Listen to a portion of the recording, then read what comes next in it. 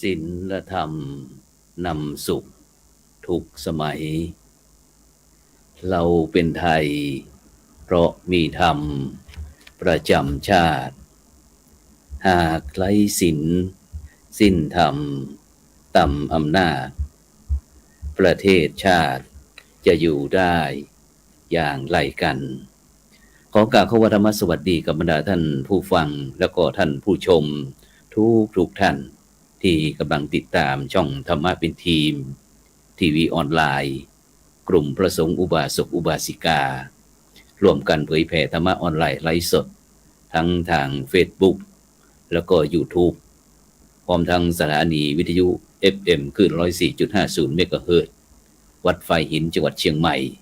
พร้อมทั้งสถานีวิทยุเครือข่ายคลื่นสีขาว8จังหวัดภาคเหนือซึ่งในค่ำคืนนี้นั้นก็เป็นคืนวันศุกร์ที่22เดือนกรกฎาคมปีพุทธศักราช2565ก้าวกับผมมัตตมะภาพพระครูโสพลปริยัติก็ได้นำรายการสังฆพัฒนาเพื่อประชาชน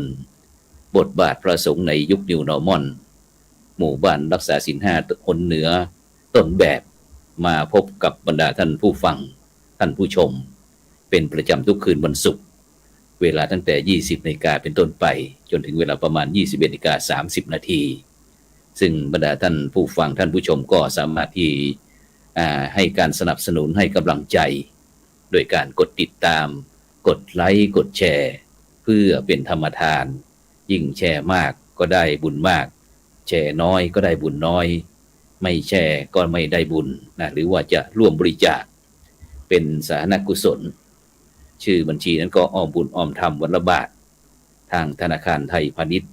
เลขที่บัญชีนั้นก็145244700-8ชื่อบัญชีนั้นก็พระไทยธรรมกิจพระมหาชาญชัยพรหมประดิษฐ์แล้วก็พระอาจารย์จตุรงค์ชูศรีหรือว่าอีกธนาคารหนึ่งก็เป็นธนาคารกสิกรไทยเลขที่บัญชี376225327327-2ชื่อบัญชีนั้นก็พระมหาดวงทิพย์ปริยัตถารีตามกำลังเจตนาของท่านผู้ฟังท่านผู้ชมนะซึ่งที่หลายท่านหลายคนก็สอบถามว่าทำอย่างไรเราจะได้มีส่วนร่วมในการที่จะสนับสนุนการออกอากาศนะเพราะว่าปีหนึ่งนะการทีวีออนไลน์นี่เราก็เช่าช่องของสตรีมยาร์ดนะเป็นรายปีนะปีหนึ่งก็ประมาณ 18,000 บาทนะซึ่งคณะครูบาอาจารย์ของเราก็ได้ร่วมด้วยช่วยกันทั้งคณะสงฆ์หนเหนือหนใต้หนกลางหนตะวันออกพร้อมทั้งพระธรรมทูตสายต่างประเทศนะก็ได้ร่วมด้วยช่วยกันเพื่อที่จะได้นำนานาสาระธรรมะขององค์พระสัมมาสัมพุทธเจ้านั้นเผยแผ่เพื่อมหาชนหมู่มากซึ่งรายการสังฆพัฒนาเพื่อประชาชนก็เช่นเดียวกันบรรดาท่านผู้ฟังทั้งหลายนะทุกวันศุกร์นั้นเราก็จะได้กราบนิมนต์ก็เจริญพรหมู่บ้านรักษาศีล5ต้นแบบของแต่ละจังหวัดนั้นมาร่วมออกรายการเพื่อที่จะกระจายขยายความคิดให้เกิดปัญญาให้กับบรรดาท่านผู้ฟังท่านผู้ชมหรือว่าหมู่บ้านที่ต้องการอยากจะนำอะไรต่างๆเหล่านี้นะไปพัฒนาหมู่บ้านตนเองบ้างนะซึ่งตรงเนี้ยก็สำคัญเพราะฉะนั้นบรรดาท่านผู้ฟังท่านผู้ชมก็สามารถที่จะเป็นกำลังใจโดยการกดติดตามกดไลค์นะกดแชร์นะหรือว่าจะส่งข้อความมาทางอินบ็อกซ์นะก็อยากจะสอบถามท่านใดก็ได้นะโดยเฉพาะในวันนี้นั้นก็เป็นหมู่บ้านรักษาศีล5ต้นแบบบ้านหาดเซี่ยวนะหมู่ที่2ตำบลหาดเซี่ยวอำเภอศรีสัชนาลัยจังหวัดสุโขทัย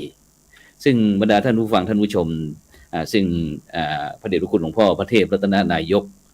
ประธานคณะกรรมการโครงการหมู่บ้านรักษาศีล5คนเหนือนั้นก็ได้นำคณะกรรมการออกตรวจเยี่ยมตั้งแต่วันที่20มิถุนายนเป็นต้นมานะก็เป็นที่บ้านทาป่าสักอำเภอเมทาจังหวัดลำพูนวันที่21นี่ก็เป็นบ้านแม่หอย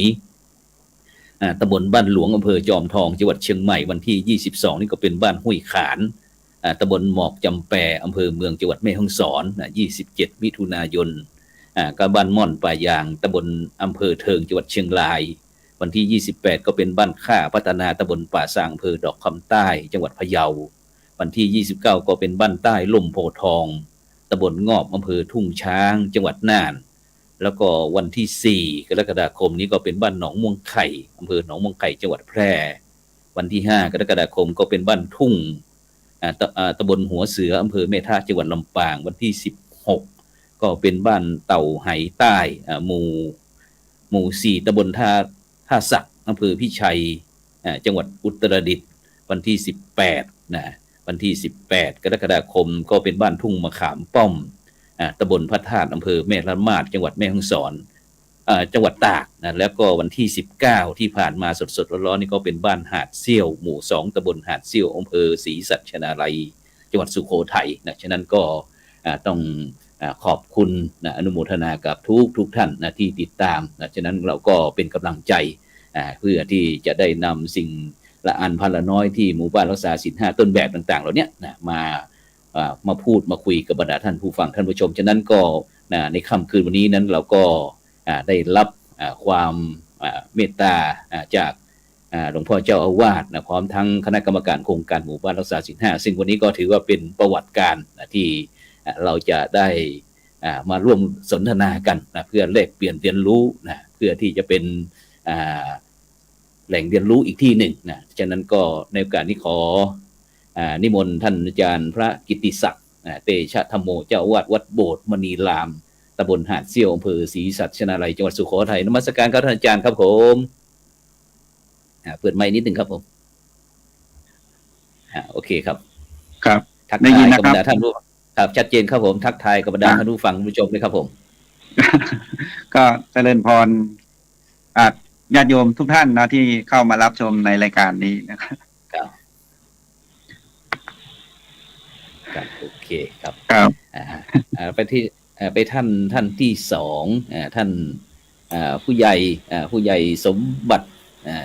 อินชื่นนะผู้ใหญ่บ้านหาดเซี่ยวหมู่2ตำบลหาดเซี่ยวอำเภอศรีสัชนาลัยจังหวัดสุโขทัยเจริญพรท่านผู้ใหญ่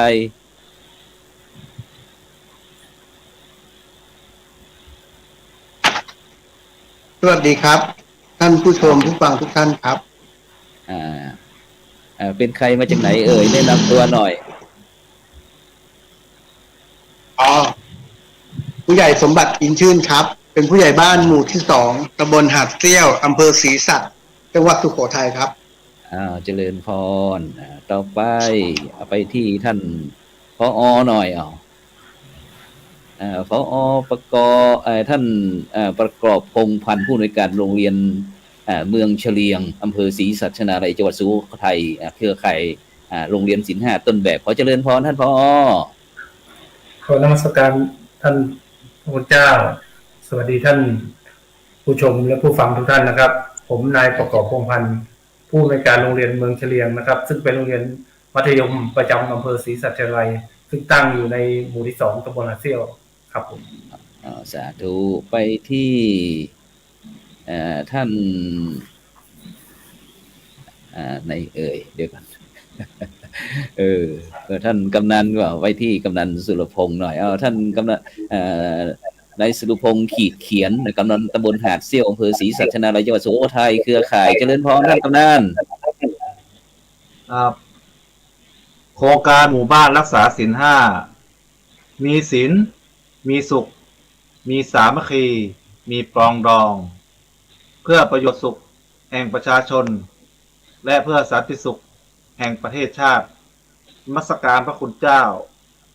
ขอกราบสวัสดีแม่พี่น้องทั่วประเทศนะครับที่รับชมรับฟังในขณะนี้ครับผมนายสุรพงษ์ขีดเขียนกำนันตำบลหาดเซี่ยวอำเภอศรีสัชนาลัยจังหวัดสุโขทัยครับโอเคแต่ถ้าคุยเสร็จเราก็ปิดไมค์ด้วยนะเดี๋ยวเสียงมันจะแทรกออกมาโอเคต่อไปก็เป็นอีกท่านหนึ่งนี่ก็เป็นคุณพิทยาธรแก้วหลวงผู้อำนวยการกองสาธารณสุขและก็สิ่งแวดล้อมเทศบาลตำบลหาดเซี่ยวอำเภอศรีสัชนาลัยจังหวัดสุโขทัยขอเจริญพรท่านผอ.โนมนมัสการพระคุณเจ้าครับ แล้วก็สวัสดีท่านผู้ดำเนินผู้ออกรายการทุกท่านนะครับแล้วก็สวัสดีผู้ชมรายการช่องธรรมะนะครับซึ่งวันนี้ก็ยินดีที่มาร่วมรายการนะครับผมชื่อวิทยาธรแก้วหลวงนะครับเป็นผู้อำนวยการกองสาธารณสุขและสิ่งแวดล้อมนะครับเทศบาลตำบลหาดเซี่ยวครับซึ่งเดี๋ยวท่านจะได้รู้จักกับท่านนายกคนเก่งของเรานะครับที่จะเข้ารายการกับเราด้วยนะครับแต่ยังไม่ขอบอกชื่อท่านนะครับเดี๋ยวให้ท่านได้ออกรายการแล้วก็ได้แนะนำตัวเองนะครับเป็นท่านนายกที่เก่งมากนะครับสาธุไปที่ท่านนายกเลยขวัญใจของพี่น้องหาดเซี่ยวก็แล้วกันขอเจริญพรนายกลุ่งอรุณคำมงนายกเทศมนตรีตำบลหาดเซี่ยวเจริญพรนมัสการพระเถระชั้นผู้ใหญ่นะคะ แล้วก็ทุกท่านที่ผู้ฟังชมรายการอยู่นะคะดิฉันนางรุ่งอรุณคำมงนะคะนายกเทศมนตรีเทศบาลตำบลหาดเซี่ยวอำเภอศรีสัชนาลัยจังหวัดสุโขทัยดินแดนแห่งคนดีค่ะสาธุรู้สึกว่าใบหน้ายิ้มแย้มแจ่มใสเสียเหลือเกินเนี่ยวันนี้ไปที่ไหนมาเนี่ยวันนี้คุยให้ฟังหน่อยพอดีเดินทางไปประชุมสันนิบาตภาคเหนือวิชาการที่จังหวัดชลบุรีค่ะแล้วก็เดินทางกลับมาถึงอำเภอศรีสัชไม่เกิน10 นาทีนี้ค่ะโอ้สุดยอดนึกว่าวันนี้จะไม่ได้นายกคนเก่งมาเสียแล้ววันนี้นะโอเคนะฉะนั้นวันนี้เราก็จะคุยวันนี้ความดันขึ้นค่ะขอบคุณมากค่ะถ้าพอเราคุยเสร็จแล้วก็ปิดไมค์เลยนะอย่างนั้นมันจะแทรกเข้ามา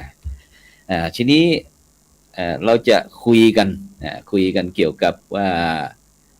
โดยเฉพาะเดี๋ยวท่านผู้ใหญ่อีกท่านหนึ่งยังไม่เลยโอเคลืมผู้ใหญ่ไม่ได้เนาะผู้ใหญ่ไปที่ผู้ใหญ่ท่านผู้ใหญ่สมบัติอินชื่นเป็นยังไงบ้างหายเหนื่อยหรือยังหลังจากที่คณะกรรมการโครงการหมู่บ้านรักษาศีล 5ส่วนหนเหนือของเราได้เข้าไปตรวจเยี่ยมแล้วมีความรู้สึกเป็นยังไงก็ดีครับหายเหนื่อยแล้วครับผมไม่เท่าไหร่หรอกเป็นห่วงหลวงพี่ครับเจ้าวาดเหนื่อยมากเมื่อวานเข้าไปหาก็ยังบรรทมอยู่ตลอดเลยครับจำวัดตลอดเลย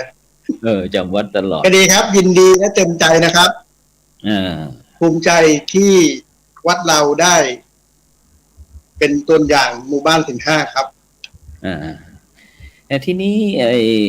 เราจะคุยเพราะว่าหมู่บ้านรักษาศีล 5นี่ก็คือผู้ใหญ่บ้านเป็นส่วนสำคัญเพราะว่าตอนนี้เรามาตรวจหมู่บ้านนะเราไม่ได้ตรวจวัดนะผู้ใหญ่นะฉะนั้นก่อนที่หมู่บ้านของเรา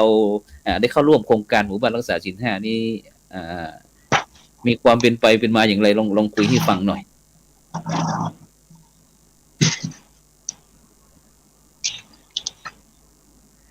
หมู่บ้านของเราได้เข้าร่วมโครงการหมู่บ้านรักษาศีล 5เนี่ยมันเป็นมีความเป็นไปเป็นมาอย่างไรท่านผู้ใหญ่คุยให้บรรดาท่านผู้ฟังท่านผู้ชมรับฟังสักนิดหนึ่งที่ได้เข้าร่วมโครงการหมู่บ้านศีล 5ครับก็มันเป็นโครงการของที่เราตั้งใจที่จะทำกันอยู่แล้วครับก็มันเป็นโครงการที่ดีครับแล้วก็เป็นจุดศูนย์รวมของชาวบ้านอยู่แล้วทุกคนก็เต็มใจแล้วก็ดีใจแล้วก็ให้ความร่วมมือเราได้รับการคัดเลือกออกมาแบบนี้ครับชาวบ้านทุกคนก็ยินดีให้ความร่วมมือทุกอย่างปกติก็วัดก็ดำเนินการเรื่องพวกนี้อยู่แล้วครับทั้งศีลทั้งธรรมทั้งอะไรต่างๆผมก็เข้าไปคุกคีอยู่กับชาวบ้านทุกอย่างที่ทำกันอยู่จนถึงปัจจุบันเนี่ยแหละครับต้องบอกว่าต้องจะได้ซึ่งเห็นว่าหมู่บ้านของเรานั้นแม้แต่ปีที่แล้วเนาะปี2564หมู่บ้านหาดเซี่ยวหมู่2ของเรานี่ก็ได้เข้าร่วมโครงการหมู่บ้านรักษาศีล 5แต่เนื่องจากที่สถานการณ์โควิดระบาดเนี่ย ทางส่วนกลางก็เลยกำหนดให้คณะกรรมการหนเหนือของเราได้ตรวจหมู่บ้านหนึ่งที่ศรีสำโรงนะก็ที่หาดเซี่ยวเลยไม่ได้มา แต่พอดีปีนี้พอเข้ามาก็เห็นว่าหมู่บ้านหาดเซี่ยวหมู่ 2ของเราก็เข้าร่วมอีกฉะนั้นไปที่ท่านอาจารย์กิตติศักดิ์ท่านอาจารย์กิตติศักดิ์คุยให้ฟังหน่อยมีความเป็นไปเป็นมาอย่างไรการนิมนต์ครับผม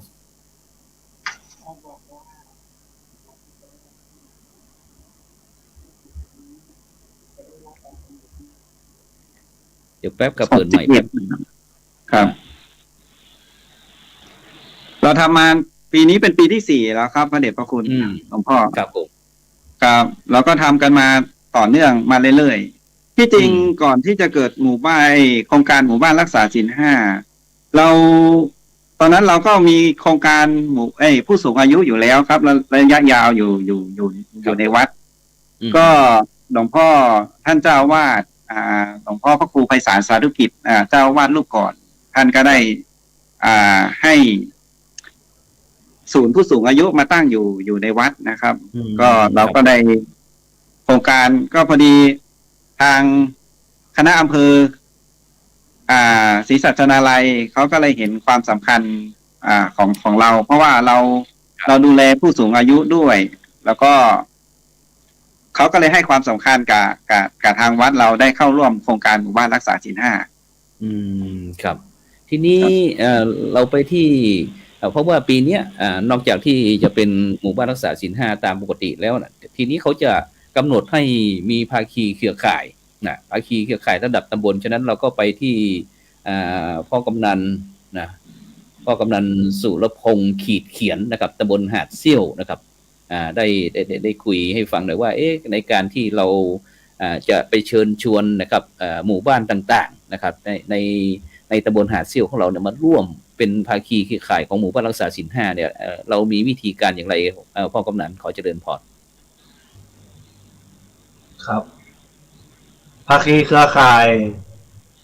หมู่บ้านรักษาศีล5นะครับก็คือตำบลหาดเซี่ยวนี้นะครับ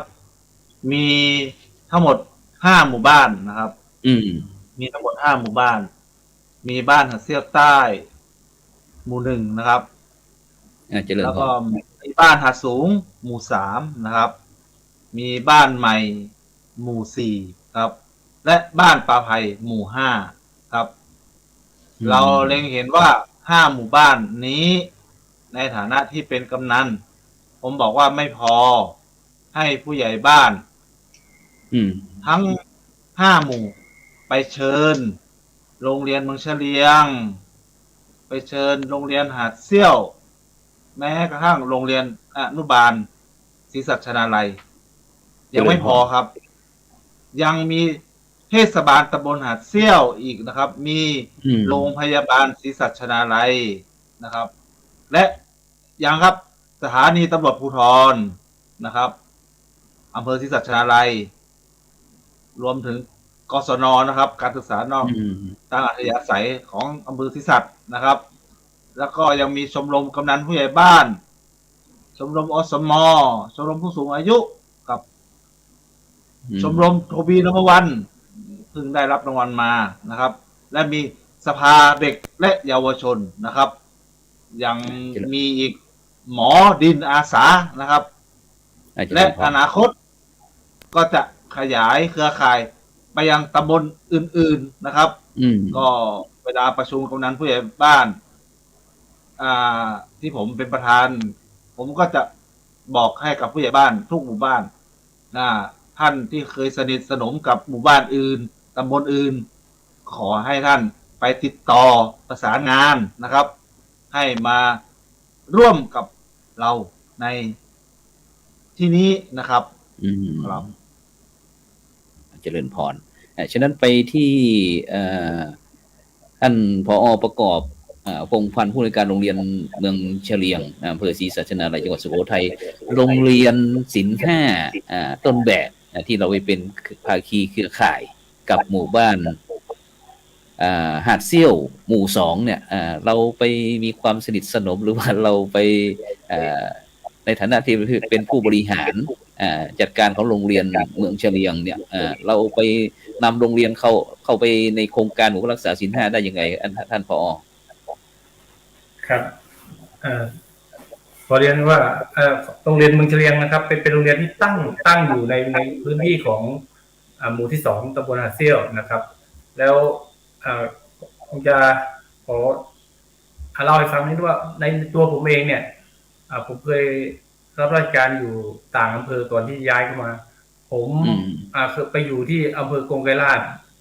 ในส่วนตัวผมได้ทำเรื่องเกี่ยวกับการสนับสนุนเรื่องศีล 5มาตลอดจนปี 2563 ผมได้รับโล่รางวัลจากท่านนายกประยุทธ์จันทร์โอชาเป็นผู้บริหารสถานศึกษาต้นแบบที่ส่งเสริมศีล 5ค่านิยม12ประการมาเพราะฉะนั้นเรื่องนี้ผมจะค่อนข้างคุ้นเคยแล้วในเรื่องของโรงเรียนนั้นโรงเรียนเกือบทุกโรงเรียนนะครับในโดยเฉพาะภาคเหนือเราเนี่ย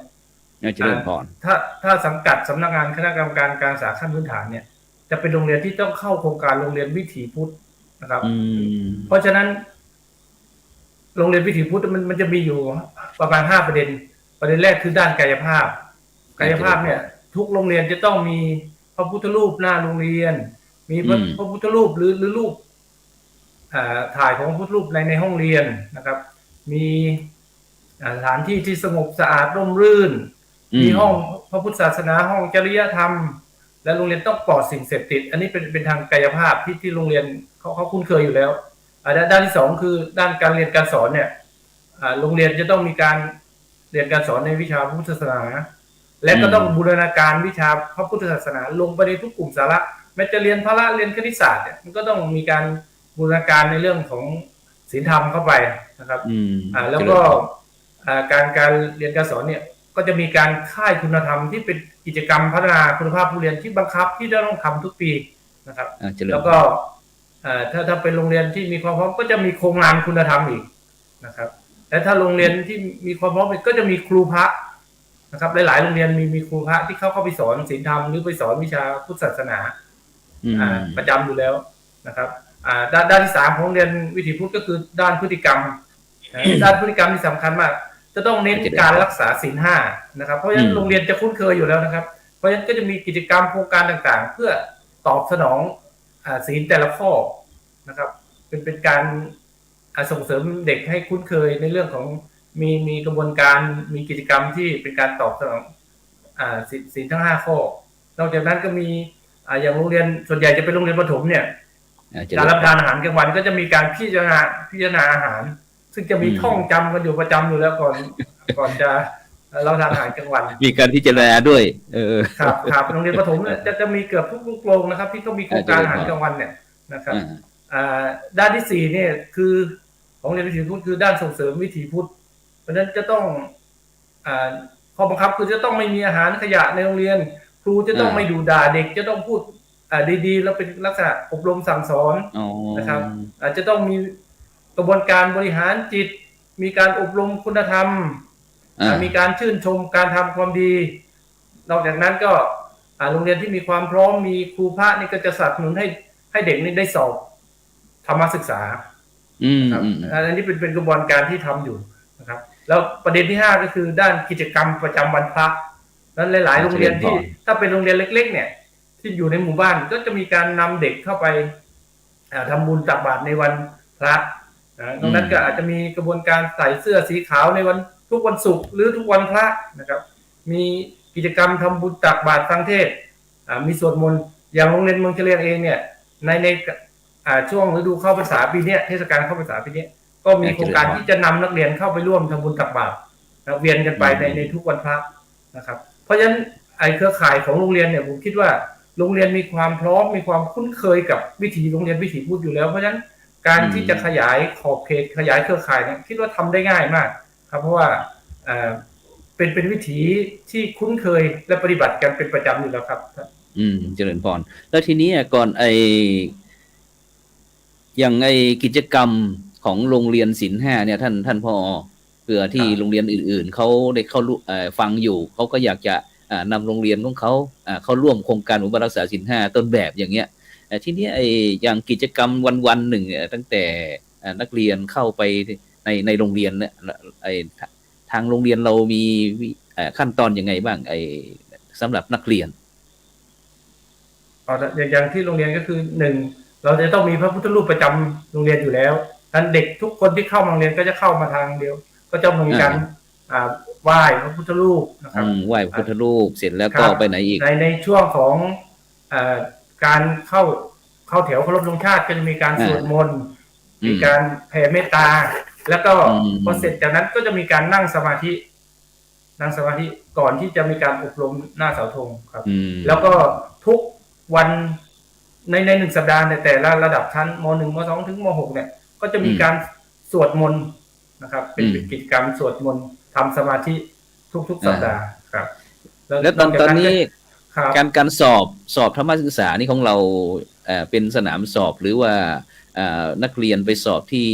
สนามสอบประจำอำเภอไปสอบที่ประจำอำเภอเพราะตอนนี้เราไม่มีครูพระนะครับครูพระอย่างผมอยู่ที่อำเภอที่กงไกรลาดเนี่ยจะมีครูพระ2 รูปที่มาสอนเนี่ยจะดีมากแล้วสอบที่นั่นเลยเป็นครึ่งโรงเรียนจะเป็นนักธรรมโทนักธรรมเอกกันหมดครับแต่ตอนเนี้ยของเมืองเจริญผมพยายามที่จะสอบหาครูพระนะครับแสวงหาครูพระเข้ามาช่วยนะครับฉะนั้นก็ตอนนี้ก็สอบเป็นธรรมศึกษาชั้นตรีชั้นโทถึงชั้นเอกแล้วใช่ไหมครับโอ้เดี๋ยวก็ต้องคุยกับท่านพระอาจารย์กิติศักดิ์นี่แหละก็คือถ้าคือเหมือนว่าบางทีนักเรียนเขาก็ต้องไปหาที่ศึกษาเองเพราะไม่มีครูพระที่จะเข้ามาสอนที่โรงเรียนสาธุฉะนั้นเราก็ต้องแจ้งเจ้าอาวาสไปก็เผื่อที่ไปทางคณะสงฆ์เนาะเผื่อที่ทางคณะสงฆ์จะได้มีครับยินดีมากเลยครับที่อยากได้มากเลยที่จะเข้ามาก็คือโรงเรียนเนี่ยก็ถือเป็นสถาบันที่ช่วยชุมชนนะเพราะชุมชนก็ดำเนินกิจกรรมกับชาวบ้านพ่อแม่ผู้ปกครองเพราะฉะนั้นโรงเรียนเองก็จะเป็นหน่วยงานอีกหน่วยงานนึงที่ช่วยขัดเกลาเด็กในเยาวชนเพื่อนำออกสู่ชุมชนไปร่วมกิจกรรมกับชุมชนให้เข้ากับชุมชนได้ครับสาธุฉะนั้นเราไปที่นายกพร้อมหรือยังเนี่ย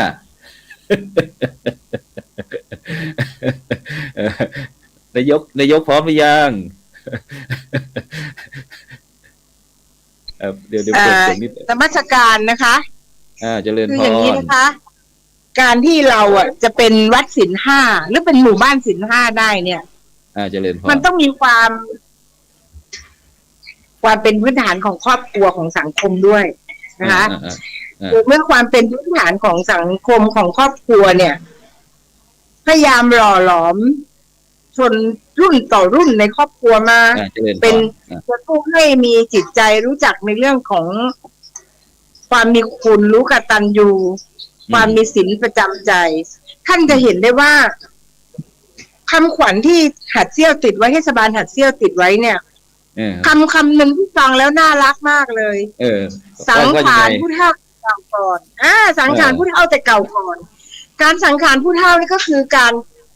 รดน้ำดำหัวขอพรผู้สูงอายุในเทศกาลปีใหม่ซึ่งถ้าเพื่อได้เกิดสิริมงคลกับตัวเองถ้าเรามองจุดนี้เนี่ยเราจะมองเห็นว่าแต่ละครัวเรือนพยายามสั่งสมให้บุตรหลานหรือคนในครอบครัวรู้จักความอยู่อย่างอบอุ่นโดยสืบทอดกันมา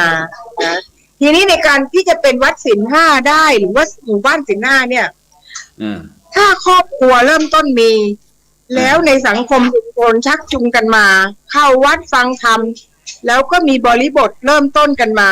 ในเรื่องของการจันลงเข้ามาสู่ในเรื่องของร่มกาสาวพักตร์ถึงแม้จะเป็นในเรื่องของไม่ใช่พระสงฆ์แต่เป็นในเรื่องของอุบาสกอุบาสิกาก็จะเป็นเรื่องราวที่สร้างกำลังใจและสร้างความอบอุ่นและจัดการที่ทุกคนมองเห็นดีเห็นงามและเรื่องเหล่านี้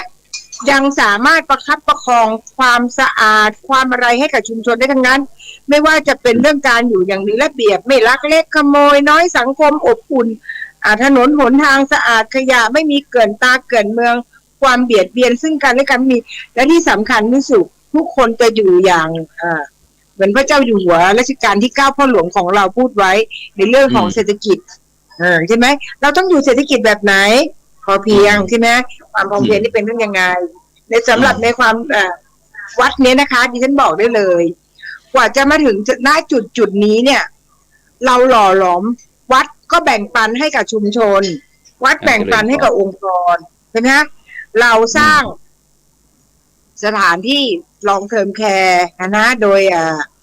เทศบาลตลาดหัดเซี่ยวเนี่ยไปอบรมมาแล้วก็มาคุยกับพระเดชพระคุณท่านสมัยนั้นเจริญพรวัดคนไข้ชั้นล่างใช่ไหมแล้วก็ได้ทำมาเพราะฉะนั้นในเรื่องของการเป็นผู้สูงอายุของทางตำบลหัดเซี่ยวของหมู่สองนี่ก็ดีจะเป็นในเรื่องของการเข้าวัดเข้าวาจำและก็แผ่ไปถึงวัดก็มีความแบ่งปันซึ่งกันและกันอยู่ร่วมกันยันเชื่อว่าปัจจัยเหล่านี้ทำให้เกิดความเข้มแข็งภายนอกและภายในแล้วก็ขยายเป็นองค์กรภาคีเครือข่ายเราดูง่ายๆนะคะวันเนี้ยอย่างเจ้าพงเนี้ยวันนี้นะคะอาทิตย์เนี้ยเทศบาลตำบลหัดเซี่ยวได้รับข่าวดีถึง2 รางวัล1รางวัลแรกก็รางวัลสร้างสุขเราได้รางวัลรองชนะเลิศซึ่งแข่งกันระดับเขตและต่อมาวันนี้ข่าวมาล่าสุดที่ดิฉันส่งให้กับทุกคนเราได้รางวัลเทศบาลไทยใส่ใจลดโลกร้อนปีที่6ซึ่งในการนี้นะเทศบาลทั้งหมดเนี่ยไม่ว่าจะเป็นนครเป็นเมืองเป็นตำบลเนี่ยส่งกันไปทั้งหมด84ท้องถิ่นและคัดเลือกแล้วเหลือ7หัดเซี่ยวก็ติด1 ใน 7แต่วันนี้ประกาศผลมาเนี่ยหัดเซี่ยวได้รองชนะเลิศอันดับ2เขาก็จะมีที่1นะชนะเลิศรองชนะเลิศอันดับ2แล้วก็มีชมเชยอีก2 รางวัลได้ประกาศมาวันนี้เพราะฉะนั้นสิ่งเหล่านี้มันจะผูกไปถึงของความเป็นวัดศีล5หมู่บ้านศีล5ค่ะเราพยายามจะขยายให้ครบทั้งตำบลค่ะอ๋อสาธุสาธุทีนี้รู้สึกว่าบ้านหาดเซี่ยวของเราเนี่ยเป็นหมู่บ้านที่เก่าแก่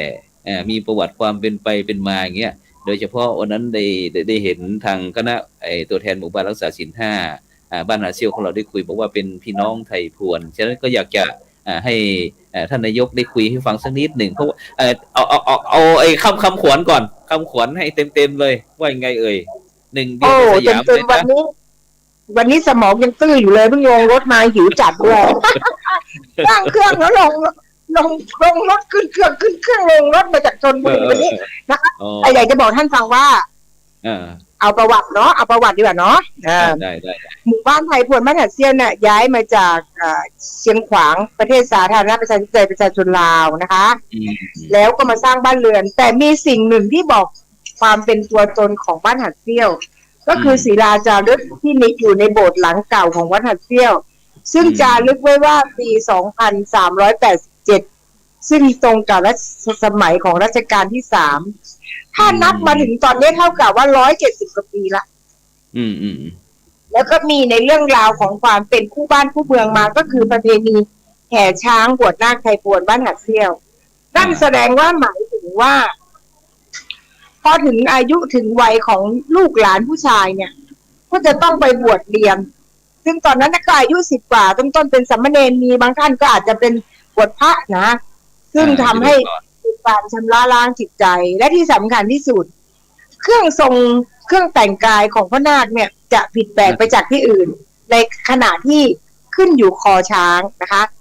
เพราะต่อมาอีกท่านจะเห็นว่าบ้านหัดเซี่ยวเนี่ยโลโก้ของเทศบาลตำบลหัดเซี่ยวท่านจะเห็นว่าหญิงทอผ้าชายตีเหล็กนั่นมองให้เห็นว่า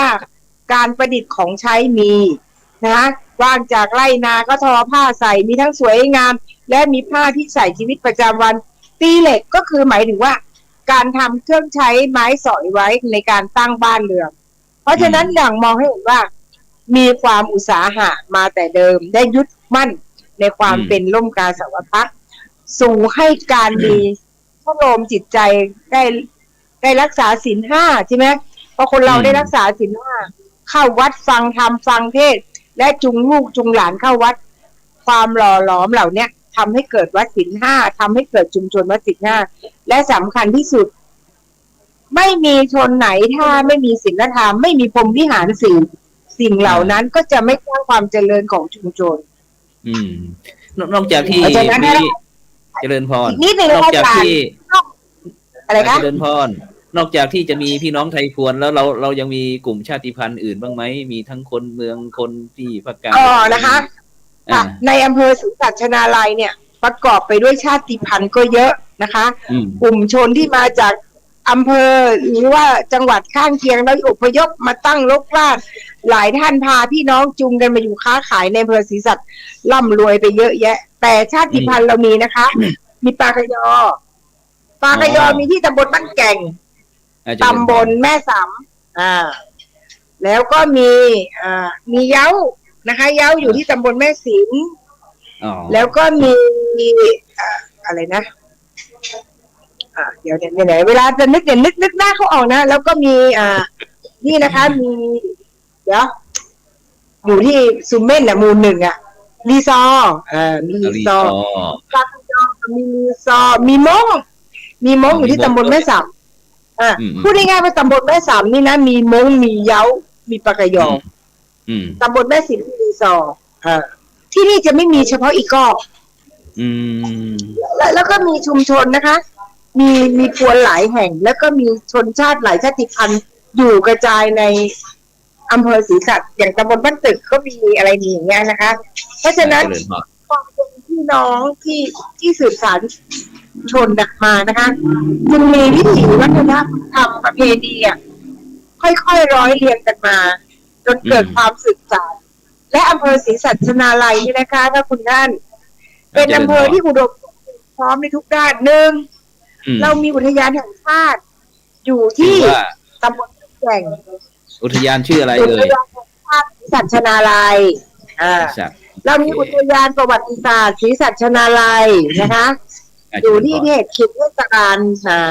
ตำบลเมืองศรีสัชและก็ค่อมอยู่ในตำบลหนองอ้อด้วยนะคะเรามีศิลปะวัฒนธรรมอยู่หลายแห่งเนี่ยค่ะเซี่ยวเนี่ยมีหลายเรื่องราวไม่ใช่ว่าเป็นประเพณีแห่ช้างไทยพวนบทนาคปั้นหัดเซี่ยวสังขารผู้เฒ่าเทศกาลกำฟ้าอะไรเนี่ยก็ดีแล้วเรายังมีในเรื่องของอาชีพเห็นไหมอย่างศรีสัชนาลัยในหัดเซี่ยวเนี่ยก็มีทอผ้ามีอะไรตำบลแม่สินก็มีส้มบ้านตึกก็มีทุเรียนพอไปของทางท่าชัยศรีสัชก็มีการทำทองเพราะฉะนั้นอยากบ่งบอกให้รู้ว่าการค้าการขายความอุดมสมบูรณ์ของอำเภอศรีสัชนาลัยนี่มีครบและที่ยิ่งกว่านั้นชั่วโมงนี้นะคะคำว่าหมอนพระร่วงเนี่ยเรามีสวนเรียนสวนเงาะก็มีสวนลังสาดก็มีมังคุดลองกองมีกดสวนโค้งสวนกล้วยแม้กระทั่งสตอลูกเมียงเรามีหมดนะคะมีความอุดมสมบูรณ์เยอะค่ะทุเรียนนี่นะคะเราก็มีตอนนี้เราก็ขยายพันธุ์ปลูกกันจะทั่วอำเภอแล้วค่ะโอ้เสียดายวันนั้นไม่ได้ชิมทุเรียนศรีสัชเลยหัดเซี่ยวเลยวันนั้นไม่ได้นะคะท่านนะคะอยากจะบอกว่าการเป็นหล่อหลอมเป็นชนแล้วอยู่ในกรอบของกฎหมายอยู่ในกรอบของการส่งเสริมศิลป์ส่งเสริมวัฒนธรรมส่งเสริมอาชีพและอยู่ในระเบียบสังคมที่ภาครัฐกำหนดอย่างหัดเซี่ยวเนี้ยกำหนดว่าทุกครัวเรือนช่วยกันนะคัดแยกขยะอันไหนให้เอามาวางวันไหนเทศบาลจับทุกคนช่วยกันทำบ้านเมืองก็จะสะอาดพอสะอาดแล้วเนี่ยคำหนึ่งที่นายกจี้ชอบพูดก็คือว่าหน้าอยู่หน้ามองหน้ามาอยู่ยังไงอยู่แล้วมีความสุขหน้ามองแล้วสบายตาสบายใจมีแต่สวยงามหน้ามาเพราะคุณท่านไปมาแล้วกลับไปก็อยากมาอีกเพราะมาอีกเศรษฐกิจเกิดขึ้นละมาซื้อข้าวซื้อของมาเดินตลาดกลางของเทศบาลหาดเซี่ยวตอนเย็นตอนเช้ามาเดินตลาดสดมีต้อง2 ตลาดเลยสาธุโอเคเราไปที่พ่อกำนันก่อนพ่อกำนันได้ยินท่านนายกลุงอรุณคำมงได้พูดในภาพรวมของหาดเซี่ยวของเราว่ามีพี่น้องกลุ่มชาติพันธุ์หลากหลายอย่างพ่อกำนันนี่เป็นพี่น้องไทยพวนไหมพวนครับพวน 100% ครับพวนครับผมพวนเป็นพวน 100% ไทยพวนอยากจะให้ได้ทักทายเป็นภาษาไทยพวนสักนิดหนึ่งแล้วก็เชิญชวนมาติดตามทางช่องธรรมะเป็นทีมเราหน่อยคุยภาษาไทยพวนเลยเจริญพรเลยทักทายเป็นภาษาไทยพวนมือนี่มือดีมือสีสมควัน ขอเชิญชวนหมู่พ่อแม่พี่น้องทั้งประเทศเนาะมารับมึงรับสมรับฟัง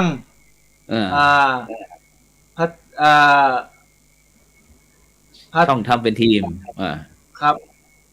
เป็นช่องของสตรีมยาในโครงการของสมเด็จช่วงเนาะเมื่อนี้เนาะก็ขอเฮ้ถ้าปะไม่ได้หลายหมู่สุดเจ้าจะฟังได้บ่ เอาเดี๋ยวเอาอย่างนี้เดี๋ยวเขาจะปะภาษาผวนเป็นคำผวนของฮัสเซียวเนาะได้เนาะครับได้หนึ่งเดียวในสยามเนาะระบือนามผ้าตีนจกผ้าตีนจกในงามเนอะมรดกงานก็มีแห่สร้างเนาะมรดกงานก็มีแห่สร้างสืบตำนานงานกำฟ้าถ้าเผื่อรู้จักไทยพลเนี่ยจะรู้จักว่างานกำฟ้านี่เป็นอย่างหนึ่งเนาะรู้ตื่นตางานบุญบั้งไฟครับประทับใจสังขารผู้เฒ่าสังขารผู้เฒ่าเนี่ยก็จะแปลให้ฟังว่าสังขารเนี่ยแปลไทยแปลว่าเป็นว่าสงกรานต์เนาะสาธุสังขารเนี่ยแปลเป็นภาษาไทยแปลว่าสงกรานต์ส่วนผู้เฒ่านี่ก็รู้กันอยู่แล้วครับแต่ก่อนเก่ากฐินทางน้ำสมัยก่อนเนี่ยบ้านเฮามีแม่น้ำยมพานก็จะมีกฐินทางน้ำทำกันสุปีทำกันสุปีแต่ประเดี๋ยวนี้น้ำมันแรงครับน้ำมันแรงอีกอย่างแม่น้ำยมบ้านเฮามันบ่มีเขื่อนเนาะแล้วปรับระดับน้ำบ่ได้น้ำแรงเรือไหลบ่ได้เนาะเรื่องลือนามประเพณีชาวไทยพวนนี่แหละเนาะบ้านเฮาเป็นคนพวนก็ปะอย่างนี้แหละเนาะสาธุแล้วทีนี้อยากจะให้งานกำฟ้าอย่างนี้กำฟ้าครับกำฟ้าหมายความว่ายังไงคุยขยายหน่อยครับกำฟ้านายกอยู่ไหมครับนายกอยู่เอาครับนายกขยายความกำฟ้าให้หน่อยสิครับครับนายกขยายความกำฟ้าให้หน่อยงานกำฟ้าก็คือมีงานในช่วงประเพณีเดือน3เจริญพรซึ่งจะมี3กรรมงานกำฟ้าเนี่ยเกิดจากของความเชื่อประกอบกับท่านในความคิดของดิฉันก็คือกุศโลบายอย่างหนึ่งนะคะคือในช่วงที่ก่อนที่ฟ้าฝนจะลงเยอะเนี่ยก็จะมีการมีประเพณีกำฟ้าร้องเล่นทีนี้ถ้าพอฝนตกขึ้นมาเนี่ยเขาแต่ก่อนที่ว่านั่นน่ะเขาจะมีประเพณีการเล่นกลางคืนคือมีเล่นนางกวักเล่นนางกวักเล่นติงเกลเล่นก็เริ่มเกิงกับนะคะแล้วก็เล่นนางด้งซึ่งสิ่งเหล่านี้ก็จะมีการจุดธูปมีเครื่องวางเชิญอย่างนางกวักเนี่ยก็จะเชิญเหมือนสื่อวิญญาณเข้ามาลงที่กวักก็คือใช้จัดกวักคอผ้าแล้วก็เอาไม้พาดข้างบนมาเป็นแขนนะแล้วก็ใส่เสื้อผ้าข้างบนก็โดยมากแต่ก่อนกรอบเวลาวางแล้วเขียนคิ้วเขียนตาเนี่ยเป็นคนเนี้ยนะแล้วก็เล่นมาเข้าพอมีมาเข้าเนี่ยก็จะมีการสื่อถามแล้วพอรุ่งขึ้นก็มีการทำบุญแต่เรื่องเหล่านี้เกิดจากการนับพลเล่นแล้วเนี่ยช่วงนั้นอาจจะมีฝนฟ้าตกดีพอฝนฟ้าตกดีเนี่ยต่อไปก็จะมีการไล่นาได้นะจะมีทั้งหมด3กรรมโดยมีทั้งหมด3กรรมและประเพณีเหล่านี้เขาบอกได้เลยที่อื่นบ่มีละมีแต่บ้านหาดเซี่ยวเนี่ยไทยทุกวันเดียวในสยามเนาะหนึ่งในสยามแบบนะคะแล้วอันนี้นี่นะคะฉันเคยได้พูดกับผอ.ททท.ที่เคยมาอยู่จังหวัดสุโขทัยท่านหนึ่งท่านบอกว่ากำหนดได้ไหมเนี่ยกำหนดแบบว่าส่งไปล่วงหน้าแล้วก็จัดประเพณีต่อเนื่องเพราะว่ากำหนดปฏิทินเขาบอกว่าเขาจะ ใจ แต่ทีนี้ในการกำหนดนี่เนาะมันเป็นเหมือนงานลอยกระทงอ่ะเพราะว่ามันเป็นไอ้จันทรคติมันบ่แม่นสุริยคติบอกแต่เฮาก็จัดกันมาปีก่อนที่เป็นโควิดก็ไม่ได้จัดแต่ตามบ้านเขาเล่นกัน แต่ปีนี้มีจัดอยู่ที่มือคือแห่งก็ม่วนดีคือกัน แล้วมันทำให้คนได้พบปะกัน ได้ร้องเพลงเพลงควรหัดเซี่ยวเพราะมาก ร้องสักหน่อยว่าเขาร้องมาเป็นอ่ะ เพราะว่าเขาบอกเลยคนถ้าบริหารมันจะร้องมาได้มันจะร้องมาได้มันถึงแบบแล้วถ้าอยากให้ทุกเจ้ามาหันนะ7 เมษายนเนี่ยทุกเจ้ามาหันเจ้าเถอะทุกเจ้าอย่าหันว่าการทำขวัญนาคแบบไทยพวนเนี่ยเป็นจะใดบ่มีที่อื่นเขาจะนายกป่าหลาวจะป่าเหนือนายกป่าหลาวจะป่าเหนือเขาแยกป่ามาหัวทุกเจ้าฟังบอกออกเป็นเหนือไปแล้วเนอะหัดเที่ยวนี่นะแต่คือมันป่าควรเนาะพอดีในเฮาเนี่ยเป็นคนที่เคยเป็นสจมาด้วยเนาะก็ป่าทั้งควรทั้งเหนือป้ากับโมนะเนาะทีนี้อย่างนี้ทุกเจ้าเฮาฝากเฮาเจ้าเนี่ยมาเที่ยวหัดเซี่ยวน่าเที่ยวแปลว่าเที่ยวนะฮะหัดเซี่ยวมาเที่ยวหัดเซี่ยวเนอะ7 เมษายนปีหน้าเจ้ามาเลยเจ้ามามึงงานแห่นางบวชหน้าใครบวชบ้านหัดเซี่ยวแล้วเจ้าจะเห็นก็คือมีเที่ยวบ้านถ้าเจ้าจะเห็นเที่ยวบ้านเจ้าต้องมาตั้งแต่วันที่6 ที่ 5แล้วมานอนมาค้างวัดหัดเซี่ยวเนี่ยกับพระคิดเนี่ยจะมาค้างวัดของพระแก่นก็ได้แล้วเจ้าอย่าหันแล้วจะหันว่าคนหัดเซี่ยวแผ่บุญก็จะได้การก็ต้องยากนะคะก็ต้องยากโอเคได้ไปที่ท่านอาจารย์กิติศักดิ์เมื่อกี้ได้ยินบอกว่าที่หัดเซี่ยวของเรามีประเพณีไทยพวนอะไรต่างๆตอนเนี้ยอย่างประเพณีไทยพวนอย่างที่ชัดเจนท่านอาจารย์ที่ทางวัดเราได้นำเป็นผู้นำในด้านการสืบสานจารีตประเพณีอะไรบ้างไหมครับมีประเพณีอะไรบ้าง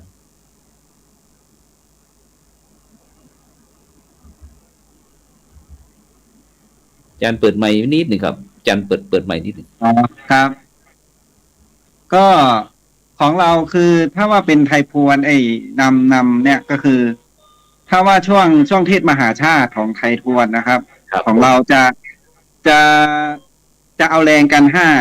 ห้าวัดจะมีวัดโบสถ์วัดหัดเซี่ยววัดพุทธาตุบ้านใหม่หัดสูงครับเราจะเอาแรงกันแล้วทีนี้ก็วัดไหนเทศเขาก็จะเอาแม่ขาวแต่ละวัดนะมาฟังเทศของวัดนั้นครับก็สมมติว่าวัดโบสถ์เทศวัดอื่นๆเขาก็จะนำแม่ขาวมาร่วมฟังกันที่อย่างสมมติว่าวัดหัดเซี่ยวเทศวัดโบสถ์ก็จะเอาแม่ขาวไปร่วมฟังด้วยครับนอกจากที่เทศมหาชาติแล้วเรายังมีจารีตประเพณีแบบการดำเนินชีวิตของพี่น้องไทยพวนที่ยังค้างเหลืออยู่ที่คนรุ่นหลังได้สืบต่อมาจนถึงปัจจุบันนะครับอาจารย์พอมีอะไรบ้างไหมครับประเพณีที่สืบทอดกันมานี่น่าจะก็อย่างที่ท่านนายกได้พูดเนาะสังขารผู้เฒ่าคือคนที่เนี่ยผมไม่ใช่คนไทยพวนเนาะผมว่าเป็นคนที่อื่นบ้านอื่นแต่คนศรีสัตว์นี่แหละแต่ก็มาอาศัยอยู่ที่ไทยพวนมาอาศัยอยู่ที่หัดเซี่ยวก็ตั้งแต่ที่มาอยู่คือคนที่เนี่ยเขาจะเป็นคนที่รักบรรพบุรุษครับคือจะเป็นคนที่รักบรรพบุรุษอย่างสมมุติว่าช่วงสงกรานต์เงี้ยไม่ว่าเขาจะทำงานอยู่ที่ใดเขาก็จะมาทำบุญอัฐิให้กับบรรพบุรุษที่เสียชีวิตไปแล้วครับยังอยู่ตลอดครับแล้วทีนี้การเข้าวัดหรือว่าในช่วงเทศกาลเข้าพรรษานี่ครับท่านอาจารย์ครับอย่างหมู่บ้านหัดเซี่ยวของเราในการเข้าวัดเข้าวาอะไรนี่เขามีการนอนวัดมีการฟังเทศเจริญจิตภาวนาที่วัดด้วยไหมครับก็มีครับแต่ว่าที่นอนนี่คือไม่มีครับตอนนี้ไม่มีนอนอยู่ที่วัดแต่ว่าตอนเช้าอย่างวันพระเนี้ยอย่างก็จะมีแม่ขาวก็พ่อขาวมาสวดมนต์ทำวัดอยู่ครับแล้วก็ตอนเช้าเนี่ยก็จะมีพระครับบางทีพระในวัดเนี่ยก็ขึ้นไปนำเอาแม่ขาวสวดมนต์ทำวัดกับแม่ขาวสวด ไม่ขาวด้วย ครับแล้วทีนี้อย่างที่เมื่อกี้ได้ยินท่านผอ.ประกอบนะครับได้พูดถึงเกี่ยวกับเรื่องครูพระสอนศีลธรรมที่วัดโบสถ์ลมมณีรามของเรานะครับได้มีการส่วนในการที่ไปจัดการเรื่องการศึกษาบรรดาลูกๆจากโรงเรียนเมืองเฉลียงไหมครับคือไอ้สอนศีลธรรมนี่คือจะมีเมื่อก่อนจะมีวัดหลวงพ่ออีกวัดหนึ่งอะครับที่เขาเข้าไปสอนอยู่ตรงนั้น ผมก็เลยไม่ได้เข้าไปแต่ก็จะมีส่วนร่วมคืออย่างจะมีส่วนร่วมกับคณะครูกันนักเรียนถ้าว่าอย่างสมมติว่าใครติดทันบนอะไรอย่างเงี้ยครับ ผมก็จะเอามาให้พัฒนาวัดทำความสะอาดวัดอะไรอย่างเงี้ยครับครับงั้นจะเราไปที่พ่อหลวงอีกทีนึงครับไอ้พ่อหลวงสมบัติพ่อหลวงสมบัติได้ยินไหมพ่อหลวงสมบัติที่บ้านหาดเซี่ยวเนี่ยมีอะไรดีครับหลวงพ่อบ้านหาดเซี่ยวมีอะไรดีมีคนดีอย่างผมเนี่ยครับหลวงพ่อก่อนอื่นผมต้องออกตัวก่อนนะครับเพราะว่าผมไม่ใช่คนหาดเซี่ยวเลยเจริญพรผมคนที่อื่นครับแต่มาได้รับความไว้วางใจที่หาดเซี่ยวได้คัดเลือกเป็นผู้ใหญ่บ้านและก็ป้ายแดงด้วยครับประมาณ3 เดือนแล้วเมื่อก่อนจะเป็นอย่างพ่อหลวงหรือว่าผู้ใหญ่บ้านคนก่อนเขาได้ส่งมอบหมายงานให้เกี่ยวกับหมู่บ้านรักษาศีล 5ของเราอย่างไรที่เราต่อยอดต่อยอดตรงนี้เขาฝากอะไรบ้างไหมอันนี้ผมก็ได้รับการถ่ายทอดก็จากนายกจากกำนันประมาณนี้ครับก็คือให้ช่วยกันทำมีอะไรก็ประคองกันมาแนะนำทุกอย่างให้ผมเคยทำอะไรอย่างเงี้ยผมก็สืบทอดมาจากกำนันนายกแล้วก็พวกผอ.โรงเรียนนี้ครับแล้วก็ชุมชนที่เขาแนะนำมามาเป็นลูกเขยนี่เจ้าวาดด้วยเจ้าวาดทั้ง2 วัดก็แนะนำให้ช่วยกันทำแล้วเป็นยังไงบ้างเอาในฐานะที่เป็นลูกเขยก็แล้วกันลูกเขยเมื่อมาอยู่ที่หาดเซี่ยวแล้วรู้สึกว่าพี่น้องไทยพลของเราเป็นคนเป็นอัธยาศัยใจคอยังไงบ้างเราคุยให้ฟังหน่อยถึงมาขอบคุณมากครับขอบคุณมากครับคนหาดเซี่ยวให้ความเมตตาเอ็นดูกินหมู2 ชิ้นใจดีครับผมถึงได้มาอยู่ตรงนี้ก็คงคิดว่ามันจะไม่ไปไหนแล้วครับหาดเซี่ยวนี่อบอุ่นมากโดยเฉพาะหมู่2เนี่ยครับเฉพาะหมู่2เอาสาธุอ้อนคณะกรรมการซะเหลือเกินนะเอาไปที่ท่านผอ.ประกอบกันแล้วกันท่านผอ.หลังจากที่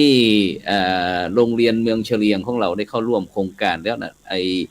ช่วงก่อนที่จะเข้าแล้วก็หลังจากที่เข้าร่วมโครงการหมู่บ้านรักษาศีล 5เนี่ยมีความพึงพอใจพออกพอใจยังไงบ้างไหมเกี่ยวกับในการเข้าร่วมโครงการตรงนี้ทั้งก่อนแล้วก็หลังเป็นยังไงครับก็โดยเฉพาะโรงเรียนเมืองเฉลียงเองเป็นโรงเรียนที่ดูแลในเขตบริการถึง6 ตำบลนะครับ6 ตำบลในอำเภอศรีสัชนาลัยที่ทั้ง11 ตำบลเนี่ยโรงเรียนเมืองเฉลียงจะเป็นเขตพื้นที่บริการ6 ตำบลเพราะฉะนั้นเราคาดหวังว่าสิ่งที่เราได้ดำเนินการต่างๆเนี่ยมันก็จะสะท้อนกลับไปสู่ชุมชนได้ค่อนข้างจะครอบคลุมทั้งอำเภอและส่วนที่เฉพาะหน้าที่เห็นชัดเจนเนี่ยในโรงเรียนเมื่อเรามีกิจกรรมตั้งแต่โรงเรียนวิถีพุทธแล้วก็เรื่องของศีล 5เนี่ยสิ่งที่ชัดเจนคือตอนเนี้ยโรงเรียนเมืองเฉลียงจะมีจุดเด่นคือ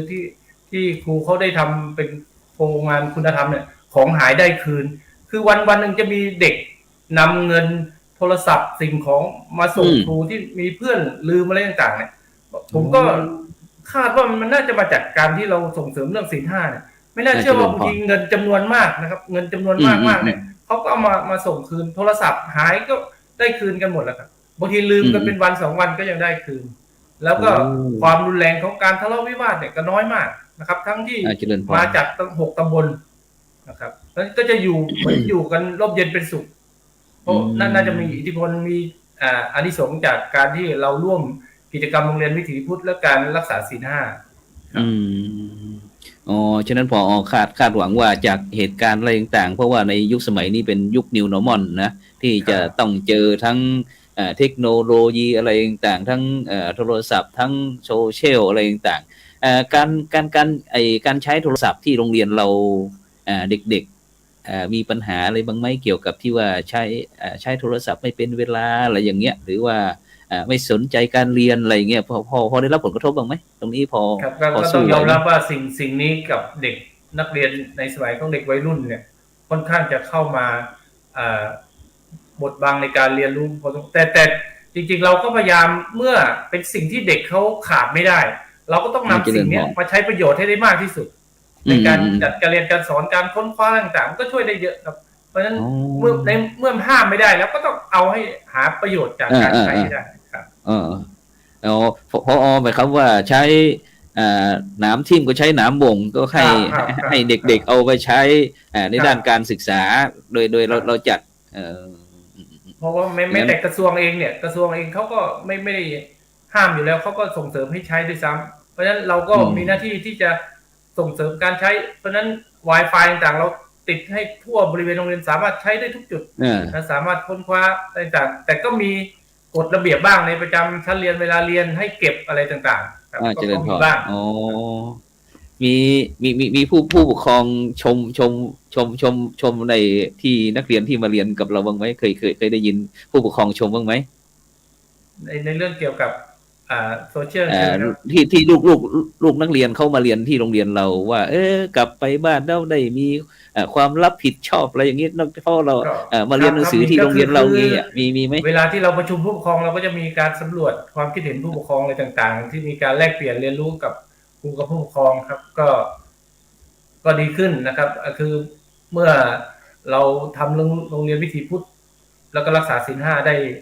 ให้ครอบคลุมเนี่ยเราไม่ได้คาดหวังว่าทุกคนจะได้ประสบความสำเร็จหมดแต่เราคาดว่าเกินครึ่งนะครับที่เด็กจะมีทิศทางที่ดีขึ้นที่เราต้องการสังคมต้องการนะครับสาธุท่านก็ถือว่าเป็นที่ไว้วางใจของผู้ปกครองฉะนั้นท่านนายกทำไมมืดไปนายกได้ยินไหมเดี๋ยวเปิดไมค์นิดหนึ่งเปิดโอเคเปิดแล้วค่ะจะไปไหนเนี่ยหนูจะเข้าบ้านไงเพื่อที่ว่าจะไปเสียบปลั๊กกระด้างไปเสร็จแล้วมันมาแล้วนะคะหนูจะเข้าบ้านเพื่อไม่ให้ถ่านแบตเตอรี่มันหมดไงคะหนูอิ่มแล้วเมื่อกี้กำลังแต่หนูขอพูดเลยเนาะจะว่าจะสอบถามหน่อยได้เอาเลยค่ะจะสอบถามว่าเนื่องจากที่ในฐานะที่เป็นนายกเทศมนตรีตำบลหาดเซี่ยวเนี่ยทีนี้ตำบลหาดเทศบาลของเราได้เข้าร่วมเป็นเครือข่ายของหมู่บ้านรักษาศีล 5เนี่ยเราได้สนับสนุนอย่างไรบ้างในฐานะที่เป็นเทศบาลนะคะเราเนี่ยสนับสนุนไม่ว่าจะเป็นการดูแลสถานที่หรือว่าเทศกาลนะคะเทศกาลเข้าพรรษาเราก็มีหมุนเวียนไปวัดกันและที่สำคัญยิ่งนั้นวัดกับเราเนี่ยสนับสนุนเรื่องร่วมกันดูแลผู้สูงอายุนะคะการดูแลผู้สูงอายุเนี่ยทำให้คนเกิดความอ่อนโยนนะคะพระคุณเจ้าเพราะหนึ่งคนเนี่ยจะมีในเรื่องของความเมตตามีพรหมวิหาร 4ไม่ว่าท่านผู้นั้นจะเป็นคนในครอบครัวหรือนอกครอบครัวใช่ไหมคะและอีกอย่างที่สำคัญที่สุดเรามองว่านะคะการทำงานร่วมกันเนี่ยเป็นสิ่งที่ดีงามและที่คิดมามากที่สุดเลยที่เคยพูดไว้ตลอดเลยนะก็คือว่าไม่มีใครหรือองค์กรไหนสามารถทำงานคนเดียวได้ต้องมีเพื่อนฝูงต้องมีคนร่วมทางเดินสาธุทีนี้เรื่องการจัดงบประมาณงบประมาณในฐานะที่เป็นกระเป๋าของท้องถิ่นที่จะต้องดูแลงบประมาณไม่ว่าจะเป็นโรงเรียนผู้สูงอายุหรือว่าเป็นเกี่ยวกับจารีตประเพณีที่ตรงเนี้ยเราได้สนับสนุนโครงการอะไรบ้างอาจจะติดขัดปัญหาเป็นนิดหนึ่งฉะนั้นเราไปที่องค์กรอะไรสาธุรู้สึกว่าจะขาดกระดุก กระตุกสักนิดหนึ่งท่านนายก ก็ หรือว่าทานหมด เกิดความแข็งแรงค่ะ อ่า ได้ยินไหมคะ ถึงได้ยินแล้วชัดเจนแล้วเข้าถึงบ้านแล้วสิ ถึงพอดีแต่ไฟแจ้งแล้วเนี่ย เขาว่าเมื่อกี้มันมืดซะเหลือเกิน ในรถอ่ะ เอาใหม่ ถ้าคุณป้า เรานั่งให้เรียบร้อยก่อนนั่งให้เรียบร้อยก่อนเดี๋ยวนี้จะถาม นั่งแล้ว พร้อมแล้วนะพร้อมแล้วทีนี้ ค่ะ พระอาจารย์จะถามว่าในฐานะที่เป็นนายกเทศมนตรีตำบลหาดเซี่ยวเนี่ย เราได้สนับสนุนในงบประมาณอย่างไรบ้างไม่ว่าจะเป็นเรื่องจารีตประเพณีหรือว่าโครงการอะไรต่างๆเหมือนกับที่โรงเรียนผู้สูงอายุเนี่ยท่านนายกเรามีการสนับสนุนเรื่องงบประมาณบ้างไหม นี่ค่ะเราสนับสนุนนะคะเพราะว่าในการทำโรงเรียนผู้สูงอายุเนี่ยก็จะต้องมีอาจารย์มาสอนอะไรใช่ไหมคะอย่างน้อยคนที่มาเนี่ยก็ต้องเบิกก็ต้องได้เงินเป็นค่าน้ำมันรถเป็นอะไรแล้วเราสนับสนุนทางตรงและทางอ้อมรวมถึงสนับสนุนในเรื่องของการบริจาคก็มีนะคะตั้งงบประมาณให้ก็มีเราร่วมกันดูแลนะคะ แล้วก็แล้วไม่แค่นั้นนะคะ เรายังทำกันมายาวนานก็ในเรื่องของการดูแลผู้สูงอายุที่อยู่ตามบ้าน ดูแลยังไงเอาดูแล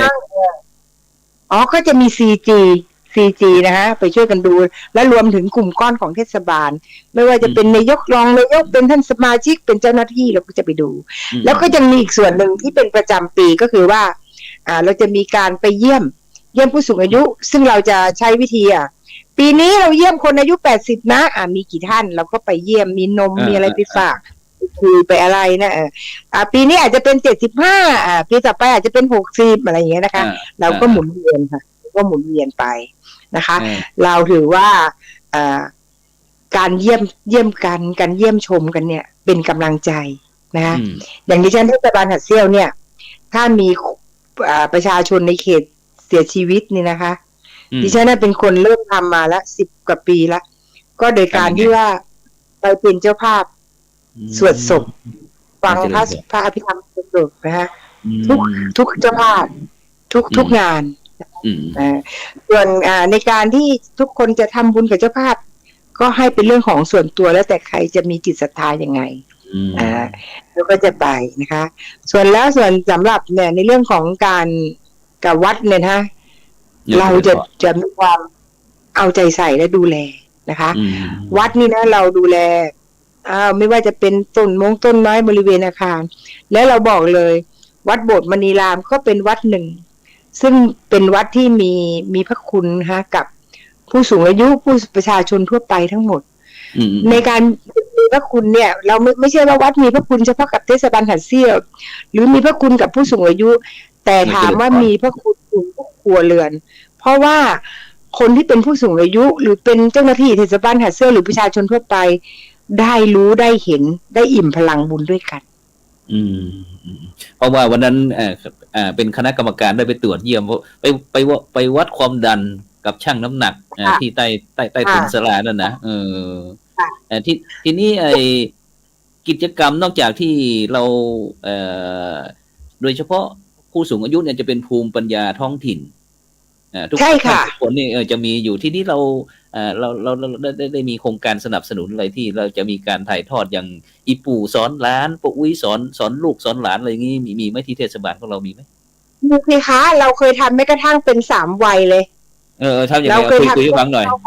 พ่อแม่ลูกมาทำแล้วก็เอาผู้สูงอายุที่มีภูมิปัญญาในเรื่องจักสานไปทำหรือผู้สูงอายุที่ร้องเพลงพวนได้ไปพูดไปคุยอะไรกันมีค่ะเรามีค่ะในการถ่ายทอดนะคะเพราะว่าเราเชื่อว่าในการถ่ายทอดเรื่องของภูมิปัญญาเนี่ยเป็นเรื่องที่สำคัญอย่างยิ่งนะคะมันผู้สูงอายุทุกท่านเนี่ยที่เขามีความรู้ในเรื่องแต่ละด้านนะเขาเปรียบเสมือนธนาคารปัญญาใช่ทีนี้สมมติว่าเจริญพรอย่างที่ไอ้ภูมิปัญญาท้องถิ่นของเราเนี่ยส่วนมากนี่ก็จะเป็นจักสานผ้าทออะไรต่างๆนี่สมมติว่าเขาให้หมู่บ้านไอ้หาดเซี่ยวหมู่2ของเราเนี่ยตอนนี้เป็นไปจัดกิจกรรมที่งานประจำปีที่วัดไร่ขิงเนี่ยเราจะมีอะไรไปแสดงไปค้าไปขายบ้างไหม อ๋อก็มีสิคะในเรื่องผ้า เออ ทอในเรื่องภูมิปัญญาหลายๆเรื่องอะมีอะท่านไม่ต้องกังวล เออ มีค่ะ เป็นห่วง มี ไม่อะไรหรอก ค่ะ ทีนี้คือว่าสมมุติว่าหมู่บ้านหาเซี่ยวเราไปเสนองานแต่ทีนี้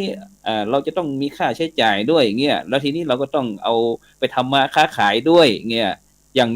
ใช่ ที่เชียงใหม่เมื่อก่อนเนี่ยเขาจะมีทุกหมู่บ้านเดี๋ยวนี้เขาเตรียมพร้อมแล้วนะท่านนายกเขาเตรียมสิ่งของสินค้าโอท็อปอะไรต่างๆของหมู่บ้านเนี่ยเพราะเราจะต้องไปเปิดซุ้มขายที่นู่นอีก อืม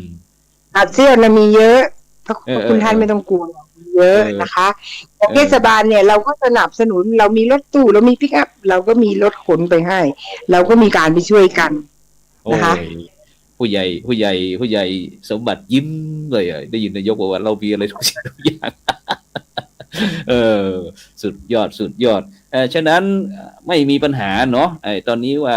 ตอนนี้ของเราก็พร้อมฉะนั้นน่ะอย่างนี้ตรงนี้เป็นห่วงตรงนี้ว่าตอนที่หมู่บ้านของเราเนี่ยเป็นหมู่บ้านรักษาศีล5ต้นแบบเนี่ยต่อจากนี้ไปหลังจากที่ออกจากช่องทำเป็นทีมของเราเนี่ยตอนนี้เราก็เป็นสื่อที่ทางคณะสงฆ์เนี่ยนะแห่งประเทศไทยเนี่ยทุกหมู่บ้านทุกท่านก็จะต้องรู้จักหมู่บ้านเราละทีเนี้ยจะต้องเข้ามาเที่ยวมาเยี่ยมมาศึกษาดูงานอะไรต่างๆเนี่ยสมมุติว่าพระอาจารย์เนี่ยได้พาคณะศรัทธาญาติโยมจะไปดูหมู่บ้านรักษาศีล5เนี่ยเราจะนำเขาไปดูอะไร อ๋อไม่ต้องกลัวท่านมี เรายังมีในเรื่องของความเป็นวิถีเดิมๆมีอยู่เยอะนะคะ แล้วก็เราก็ยังมีในเรื่องผิดพันธุ์หรือภูมิปัญญาเนี่ยที่เป็นคนที่บ้านหัดเซี่ยวทำไว้ ที่จริงนั้นเรียนจะบอกให้ฟังว่า ศูนย์ผู้สูงอายุที่วัดโบสถ์นี่นะคะ เราเคยมีการมาดูงานสูงสุด คือมีคนมาเรื่อยๆอยู่แล้วนะคะ มีตลอดแต่มีอยู่ครั้งหนึ่งถือว่าสูงสุดมากเลย มาวันละ200 ท่าน3 วัน600 คนเจริญพรมาดูงานเนี่ยมาดูงานศูนย์เราเนี่ยมาดูนวัตกรรมมาดูอะไรเนี่ยมาดูความบอกเล่าความถ่ายทอด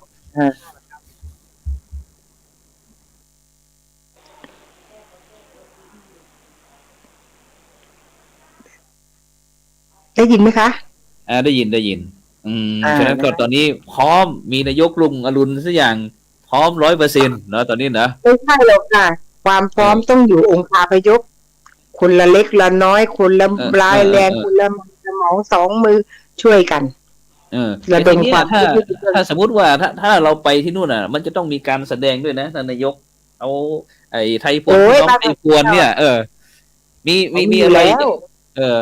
อย่างลำทางเหนือเขาจะมีฟ้อนเล่นเนี่ยลำพวนเนี่ยท่านเคยได้ยินไหมล่ะไม่ได้ยินเขามีลำพวนเขามีลำสาวไทยพวนเขามีการละเล่นเป็นของพื้นบ้านมาลุยคุยซุ้มเลยเขามีอ๋อเป็นวิถีไทยพวนแต่นั่นนายกครับจับคำฟ้าไปเลยขออนุญาตครับจับคำฟ้าอาจารย์จะเอานางกวักไปด้วยครับคุณนางกวักไปเล่นเนี่ยแต่นายกจะต้องไปร้องเพลงไทยพวนด้วยนะถ้าไปเนี่ยต้องฝึกไปต้องฝึกร้องทั้งพระสงฆ์องค์เจ้าพระสงฆ์องค์เจ้าก็ต้องเป็นเทศไทยพวนทั้งกำนันก็ต้องไปร้องเพลงไทยพวนอะไรต่างๆเนี่ยเพราะว่าตรงนี้เราเป็นเจริญพรว่าคุณเจ้ายังไม่เคยได้ยิน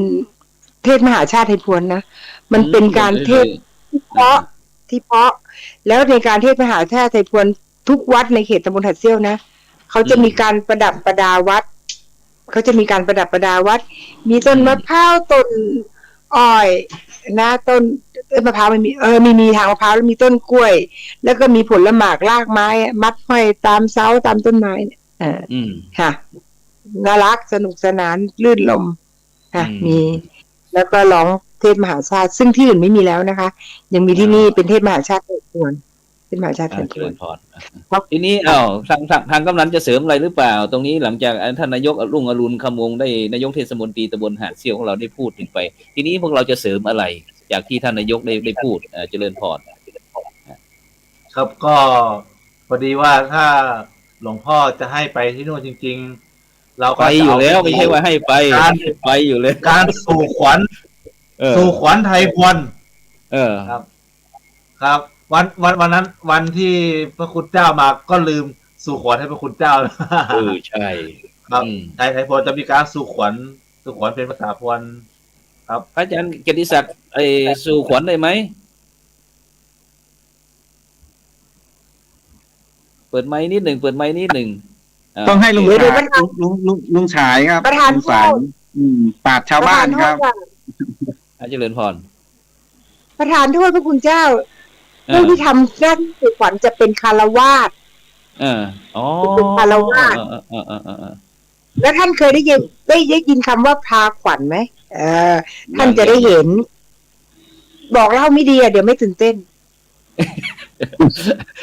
โอเคได้ อย่างนั้นไปที่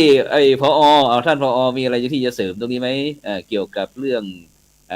หมู่บ้านไทยพวนอะไรต่างๆเหล่านี้เราจะทำให้บรรดาอนุชนคนรุ่นหลังหรือว่าลูกศิษย์ลูกหานักเรียนต่างๆเนี่ยได้มีโอกาสได้ศึกษาหมู่บ้านรักษาศีล5ต้นแบบเราอย่างเงี้ยท่านผอ.มีวิธีการคิดอย่างไรที่จะไปต่อยอดบ้างไหมคิดโครงการอะไรหรือยังตอนนี้ได้ยินตอนนี้นะครับที่ได้ทำอยู่เนี่ยก็จะมีครูที่เขารับผิดชอบอยู่เขาจะมีชมรมไทยพวนเนี่ยแหละที่เขาอยากจะสืบสานประเพณีสืบสานภาษาอะไรต่างๆเนี่ยเขาได้จัดเข้าไปอบรมนักเรียนครับอบรมนักเรียนแล้วก็มอบทุนเด็กที่เข้าฟังนั้นอาจจะเป็นเด็กที่เป็นพวนหรือเด็กที่อยู่ต่างตำบลที่ไม่ใช่พวนแล้วก็ไปเรียนรู้แล้วก็ซึมซับกับวัฒนธรรมพวนซึ่งมีอยู่ทุกปีครับตอนนี้ก็มีอยู่แต่จากปีที่แล้วนี่เป็นว่างไปเนื่องจากภาวะโควิดนะครับปีนี้ก็เห็นว่าจะดำเนินการในภาคเรียนที่2นะครับที่จะมีการสื่อสารประเพณีไทยพวนให้กับเด็กและเยาวชนรุ่นหลังทั้งที่เป็นลูกหลานไทยพวนโดยตรงกับลูกหลานที่ไม่ใช่ไทยพวนเพื่อให้ซึมซับแล้วอีกเรื่องหนึ่งถ้าเรื่องการแสดงต่างๆเนี่ยถ้าไปออกบูธไปออกร้านต่างๆทางโรงเรียนเองก็มีการฝึกซ้อมนะครับหลายๆอย่างทั้งการแสดงแบบไทยพวนและแบบสากลทั่วไปที่เป็นการแสดงวิถีวัฒนธรรมของชาติเนี่ยเพราะฉะนั้นโรงเรียนก็ยินดีที่สนับสนุนทางทีมงานของหมู่บ้านครับที่จะนำนักเรียนไปร่วมกิจกรรมครับสาธุผู้ใหญ่ไปที่ผู้ใหญ่ก็ได้ผู้ใหญ่ที่หมู่บ้านของเราตอนเนี้ยนอกจากที่เขารู้ว่าหมู่บ้านของเราเป็นหมู่บ้านรักษาศีล5ต้นแบบแต่ที่นี้เขาอยากจะไปเรียนรู้กับวิถีชีวิตพี่น้องไทยพวนเนี่ยของเราอย่างมีโฮมสเตย์อะไรบ้างไหมผู้ใหญ่โฮมสเตย์แหละครับเจริญพรอย่างในหมู่บ้านเรานี่แหละอย่างเขาอยากจะเรียนรู้วิถีการดำเนินชีวิตของน้องไทยพวนอย่างเงี้ยเรามีไหมคุณเจ้าค่ะดิฉันขอเสริมให้ได้ไหมคะเรื่องเนี้ยได้เจริญพรคืออย่างนี้นะคะเรามีคนทำโฮมสเตย์ไทยพวนบ้านหัดเซี่ยวจะมีอยู่ที่ตรงฝั่งแถวหมู่3หมู่4เรามีค่ะมีโฮมสเตย์นะคะแล้วก็และที่กำลังจะบอกอาจารย์อีกเรื่องหนึ่งก็คือว่าเรามีชมรมนะคะที่เป็นชมรมอนุรักษ์แล้วก็เผยแพร่ความเป็นวิถีไทยพวนบ้านหัดเซี่ยวอยู่กลุ่มหนึ่งซึ่งจะมีการจัดถ่ายทอดแบบทาง YouTube ทางอะไรประจำแล้วมีชมรมนี้อยู่นะคะเขาก็จะไปถ่ายทอดบอกเล่าเรื่องราวคุยกันรวมถึงการรับประทานอาหารพื้นบ้านที่เป็นอาหารไทยพวนอะไรอย่างเงี้ยหรือว่าศิลปะวัฒนธรรมความเป็นมาของวัดตรงนั้นตรงนี้ตรงไหนที่อยู่ในเขตของตำบลหัดเซี่ยวมีอยู่ค่ะก็จะมีหลากหลายด้วยหลากหลายด้วยอาจารย์คุยเนี่ยเจริญพรที่พระอาจารย์คุยนี่ก็คืออย่างที่เวลาเราไปที่แสดงสินค้าที่มหกรรมหมู่บ้านรักษาศีล5นี่นะเพราะแต่ละภาคแต่ละโหนเนี่ยเขาก็จะมีการนำศิลปะวัฒนธรรมท้องถิ่นอย่างไอ้ภาคใต้นะภาคใต้นี่เขาก็เอาตะลุงมาอีสานก็เป็นหมอแคนหรือว่าทางภาคกลางเราอาจจะเป็นกองยาวเนี่ยแต่ภาคเหนือของเราเนี่ยถ้าเป็นวิถีชีวิตของชุมชนอะไรต่างๆที่ถ้าเราไปแสดงนี่มันก็จะเป็นเสน่ห์นะโดยเฉพาะเราได้สืบทอดกันมานักหนานะตั้งนานอย่างเงี้ยอันนี้เป็นต้นนะฉะนั้นก็เ เหลือเวลาไม่มากนะฉะนั้นไปที่ทีนี้เรื่องสถานที่ท่องเที่ยวนะเพราะว่าสุโขทัยนี่ถือว่าเป็นเมืองประวัติศาสตร์แม้แต่กระทั่งอะไรนะศรีสัชนาลัยก็เป็นที่ท่องเที่ยวนะฉะนี้อยากจะใครอยากจะเชิญชวนเขามาท่องเที่ยวในที่หาดเซี่ยวของเราเพราะว่าหาดเซี่ยวนี้เมื่อก่อนนี้เคยได้ยินเมื่อพระอาจารย์เป็นเด็กๆ เป็นเด็กๆเคยได้ยินหาดเซี่ยวก็เพิ่งไปเหยียบครั้งแรกใครนายกเลยครับแนะนำหน่อยแนะนำแหล่งท่องเที่ยวในหาดเซี่ยวแล้วก็ในศรีสัชหน่อยเจริญพรขออนุญาตนายกเลยครับการเชิญชวนท่องเที่ยวนะคะอำเภอศรีสัชนาลัยเนี่ยเป็นอำเภอที่ดิฉันบอกแล้วว่าครบเครื่องในหลายๆด้านนะคะถ้าจะไปเที่ยวอุทยานประวัติศาสตร์ก็อย่างที่อาจารย์ไปมาเนาะอยู่ในเขตของตำบลหนองอ้อกับตำบลท่าชัยนะคะส่วนสำหรับถ้าจะไปเที่ยวสวนผลไม้ก็มีที่ตำบลบ้านตึกนะคะมีรวมถึงมีที่ตำบลแม่สินตำบลบ้านแก่งอะไรทางด้านนู้นอีกนะคะถ้าจะมาดูจะไปนอนโฮมสเตย์หรือจะไปกินอาหารแปลกๆนะอย่างข้าวเปิ๊บเนี่ยนะคะลองไปดูซิมันเรียกข้าวเปิ๊บเป็นแบบไหนข้าวอะไรนะข้าวเปิ๊บก็ต้องไปที่ตำบลบ้านตึกนะคะส่วนถ้าจะมากินอาหารทั่วไปในตำบลหาดเซี่ยวมีเยอะส่วนสำหรับจะไปดูความเป็นสิ่งที่บอกเล่าในจารึกของวัดหาดเซี่ยวตั้งแต่รัชกาลที่2387ก็จะมีบอกว่าหอไตรกลางน้ำหาดเซี่ยวเนี่ยมีหอไตรกลางน้ำที่สวยงามอยู่ในกลางน้ำที่เป็นสระรูปวงกลมนะคะแล้วก็มีโบสถ์หลังเก่าซึ่งท่านจะเห็นว่าในโบสถ์พอเปิดไปเนี่ยมีแผ่นศิลาจารึกอะไรฮะแล้วก็ยังมีในเรื่องของในตำบลหาดเซี่ยวยังมีวัดน้อยวัดภูธาตุและมีเรื่องราวบอกเล่าเยอะนะคะสิ่งละอันพันละน้อยร้อยเรียนเนี่ยดิฉันเชื่อมั่นว่าถ้าท่านมารวมถึงถ้าอยู่ในตำบลหาดเซี่ยว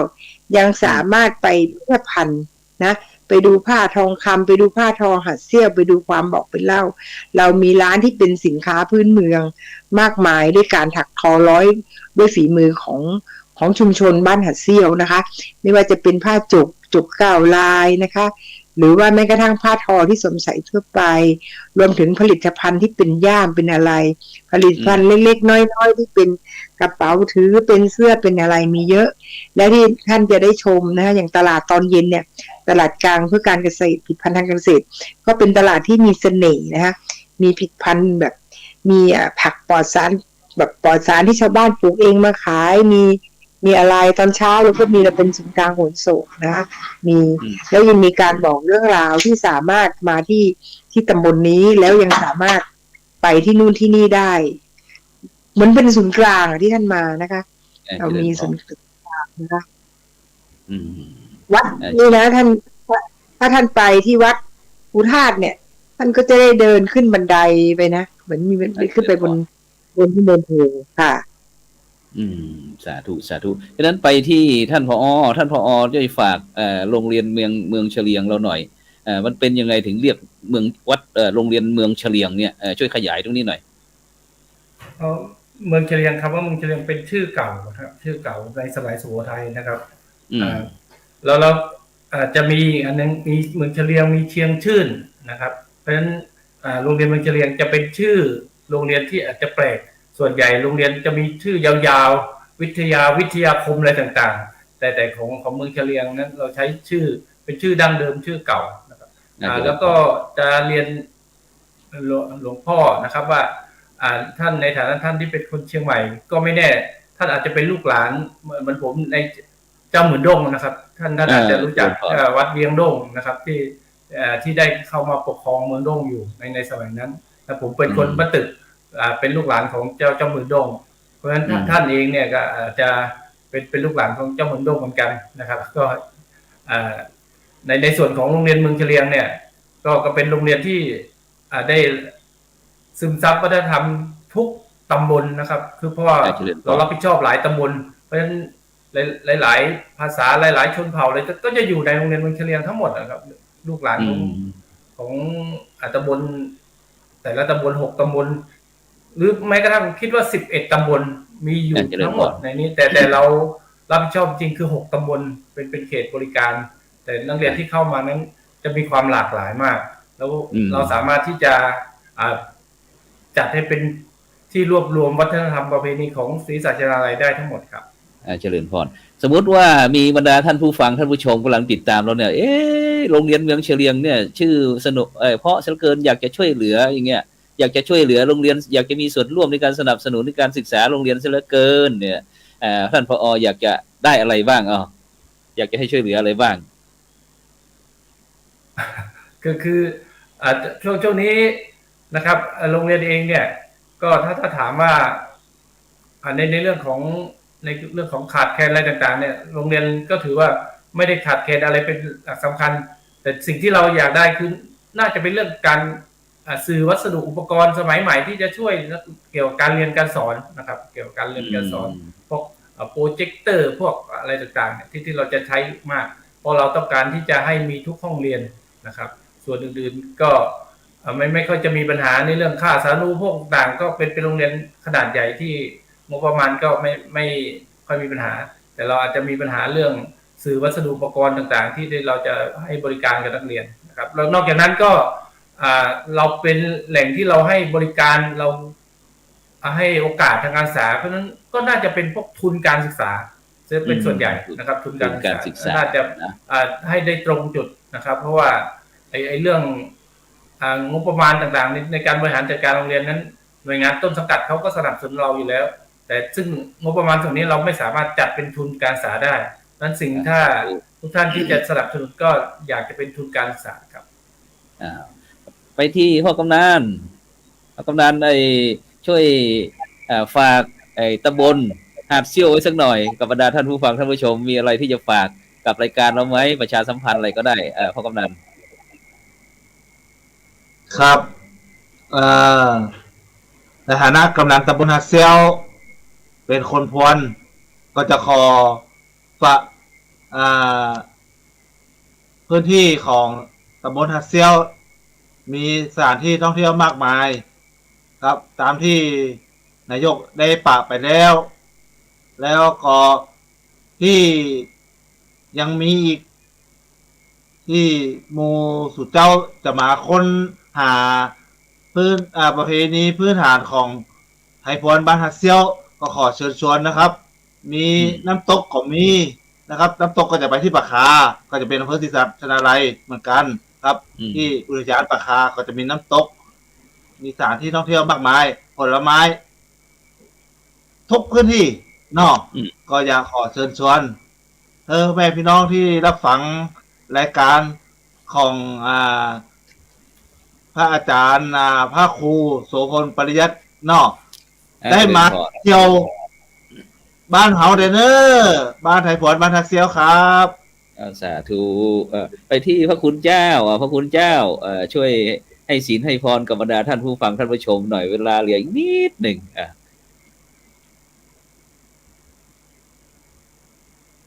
เปิดไมค์นิดหนึ่งครับผมเปิดไมค์แป๊บนึงก็ขอเจริญพรญาติโยมสาธุชนทุกท่านที่รับชมรายการธรรมะวันนี้เนาะก็จะขอเชิญชวนญาติโยมหันมารักษาศีลเนาะศีลคือการรักษากายวาจาใจให้เรียบร้อยก็นำหลักธรรมะไปใช้ในชีวิตประจำวันฝึกฝนพัฒนาสร้างนิสัยที่ดีโดยการคิดดีพูดดีทำดีอย่างต่อเนื่องสม่ำเสมอเพราะนิสัยที่ดีเป็นรากฐานสำคัญของการอยู่ร่วมกันอย่างมีความสุขครอบครัวอบอุ่นสังคมเป็นสุขมีความสุขสงบสุขเกิดความรักความสามัคคีปองดองสมานฉันท์และเด็กก็จะได้ห่างไกลจากยาเสพติดอบายมุขต่างๆแล้วก็หันมาดูแลผู้สูงอายุให้มีสุขภาพที่ดีแล้วก็ได้บำรุงพระพุทธศาสนาให้เจริญรุ่งเรืองสืบต่อไปนะขอเจริญพรสาธุครับก็ในรายการสังฆพัฒนาเพื่อประชาชนบทบาทพระสงฆ์ในยุค New Normal นะครับ หมู่บ้านรักษาศีล5ต้นแบบซึ่งวันนี้นั้นเราได้กราบนิมนต์แล้วก็เจริญพรคณะกรรมการโครงการหมู่บ้านรักษาศีล5บ้านหาดเซี่ยวหมู่2ตำบลหาดเซี่ยวอำเภอศรีสัชนาลัยจังหวัดสุโขทัยนะครับซึ่งเป็นหมู่บ้านรักษาศีล5ต้นแบบของจังหวัดสุโขทัยนะครับซึ่งวันนี้ก็ได้รับความเมตตาจากท่านพระอาจารย์กิตติศักดิ์เตชะธรรมโมนะครับเจ้าอาวาสวัดโบสถ์มณีรามนะครับแล้วก็ท่านนายกรุ่งอรุณคำโมงนะครับนายกเทศมนตรีตำบลหาดเซี่ยวนะครับอำเภอศรีสัชนาลัยจังหวัดสุโขทัยท่านกำนันสุรพงษ์ขีดเขียนนะครับนำตำบลหาดเซี่ยวท่านผู้ใหญ่สมบัติอินชื่นนะครับผู้ใหญ่บ้านหาดเซี่ยวหมู่2นะครับพร้อมทั้งท่านผอ.ประกอบนะครับท่านผอ.ประกอบท่านผอ.ประกอบพงพันธ์นะครับผู้อำนวยการโรงเรียนเมืองเฉลียงนะครับพร้อมทั้งบรรดาท่านผู้ฟังท่านผู้ชมหมู่บ้านรักษาศีล5ต้นแบบเพราะว่าในค่ำคืนวันนี้เวลาหมดเวลาจำเป็นที่จะต้องนำรายการสังฆพัฒนาเพื่อประชาชนบทบาทพระสงฆ์ในยุค New Normal หมู่บ้านรักษาศีล5ต้นแบบจากบรรดาท่านผู้ฟังไปก่อนศุกร์หน้าเราพบกับหมู่บ้านห้วยขานอำเภอ